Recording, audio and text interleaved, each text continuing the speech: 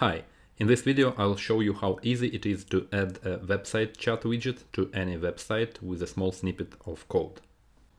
This is a small test website that I built with Tilda online editor, but the process will look the same for any other website editor or application.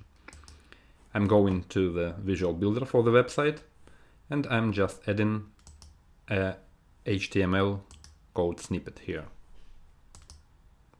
To get the code, I switch back to my chatbot, click on the chatbot name and go to Settings General.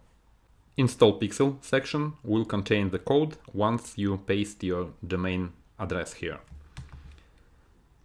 Please make sure to include HTTP or HTTPS before the domain name and click Validate. Once you do this, you will be able to copy the code here. Just click this icon to copy it to your clipboard.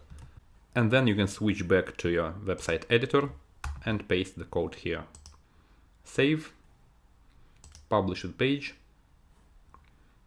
And if I open the page now, it will display a chat widget here.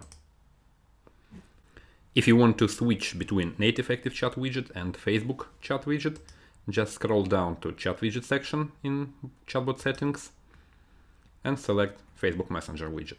Please keep in mind that in order to use Facebook Messenger widget, your chatbot have to be connected to a Facebook page.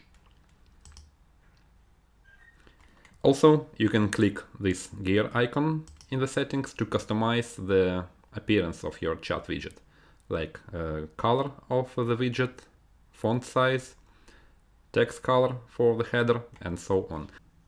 And you can also click this Remove Branding to remove these Conversations by ActiveChat AI line. This feature is available only on Pro plans, and you are welcome to go to Settings, Billings, and upgrade your account right now. The first payment will occur only in 30 days in 1 month, and the amount will be based on the actual usage of your chatbot, so you are free to cancel anytime if you are not satisfied.